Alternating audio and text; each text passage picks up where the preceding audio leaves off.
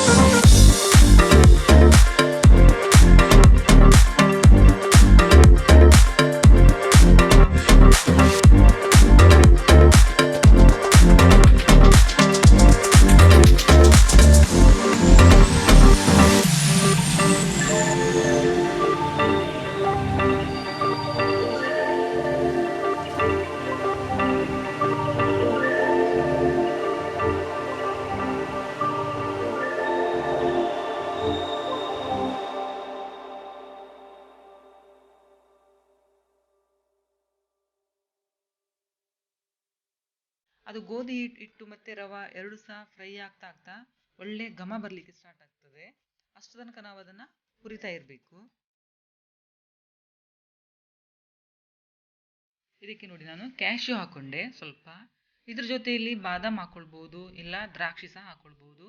ನಮ್ಮನೇಲಿ ಖಾಲಿ ಸ್ವಲ್ಪ ಗೋಡಂಬಿ ಮಾತ್ರ ಇತ್ತು, ಹಾಗಾಗಿ ನಾನು ಗೋಡಂಬಿ ಮಾತ್ರ ಹಾಕೊಂಡಿದ್ದೇನೆ.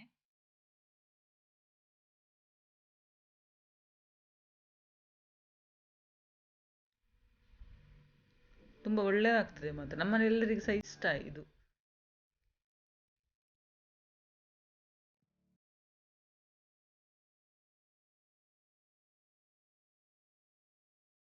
ಇನ್ನು ಸಹ ಫ್ರೈ ಆಗಬೇಕು.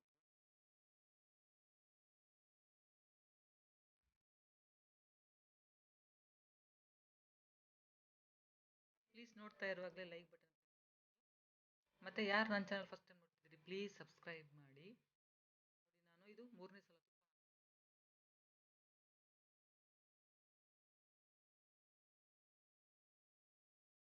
ಒಟ್ಟು 1/4 ಲೋಟದಷ್ಟು ತುಪ್ಪ ಬೇಕಾಗ್ತದೆ.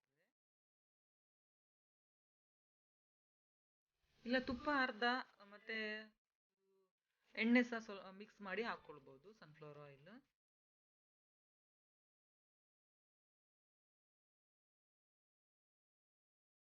ಸ್ವಲ್ಪ ಘಮ ಬರ್ತಾ ಉಂಟು. ಅದು ನಾವು ಫ್ರೈ ಮಾಡಿದ ಹಾಗೆ ಒಳ್ಳೆ ಘಮ ಬರಲಿಕ್ಕೆ ಸ್ಟಾರ್ಟ್ ಆಗ್ತದೆ. ಮತ್ತೆ ಅದು ಲವಂಗ ನಾವು ಹಾಕಿದ್ದೇವಲ್ಲ, ಲವಂಗ ಹಾಕಿದಕ್ಕೋಸ್ಕರ ಇನ್ನೂ ಸಹ ಒಳ್ಳೆ ಪರಿಮಳ ಬರ್ತದೆ.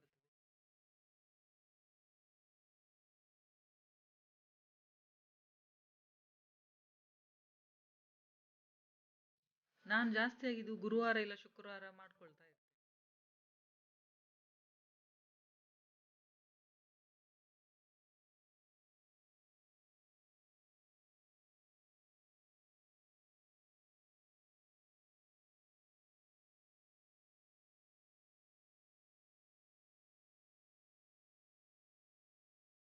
ಈಗ ಜಾಸ್ತಿ ತುಪ್ಪ ಹಾಕಿದ್ರೆ ಸೈಡಿಗೆಲ್ಲ ತುಂಬ ತುಪ್ಪ ಬಿಡ್ತಾ ಬರ್ತದೆ. ಅದು ನಾನು ಜಾಸ್ತಿ ಹಾಕ್ಲಿಲ್ಲಲ್ಲ, ಸ್ವಲ್ಪ ತುಪ್ಪ ನೋಡಿ ಆಚೆ.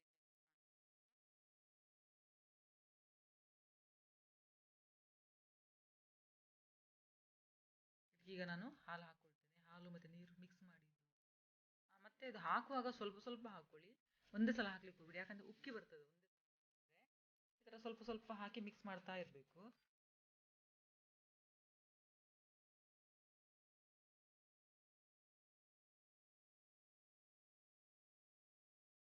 ನಾನು ಹೇಳಿದ ಹಾಗೆ ನೀವು ಖಾಲಿ ಹಾಲಲ್ಲಿ ಸಹ ಮಾಡ್ಕೊಳ್ಬೋದು, ಇಲ್ಲ ಖಾಲಿ ನೀರಲ್ಲಿ ಸಹ ಮಾಡ್ಕೊಳ್ಬೋದು, ಇಲ್ಲ ನನ್ನ ಹಾಗೆ ಅರ್ಧ ನೀರು ಅರ್ಧ ಹಾಲು ಮಿಕ್ಸ್ ಮಾಡಿ ಸಹ ಮಾಡ್ಕೊಳ್ಬೋದು. ನಾನಿಲ್ಲಿ 1/4 ಲೋಟಕ್ಕೆ 4 ಲೋಟದಷ್ಟು ತಗೊಂಡಿದ್ದೇನೆ ನಾನು. ನಿಮ್ಗೆ ಇನ್ನೂ ಸಹ ಸ್ವಲ್ಪ ಕಮ್ಮಿ ಬೇಕಂತ ಹೇಳಿದ್ರೆ ಸ್ವಲ್ಪ ಕಮ್ಮಿ ಹಾಕ್ಕೊಳ್ಬೋದು, ತುಂಬ ಕಮ್ಮಿ ಹಾಕ್ಲಿಕ್ಕೆ ಹೋಗ್ಬೇಡಿ, ಮತ್ತು ತುಂಬ ಗಟ್ಟಿ ಥರ ಆಗ್ತದೆ ಅದು. ಇದೀಗ ಚಂದ ಬೇಯಿಸ್ಬೇಕು ಅದರಲ್ಲಿಯೇ.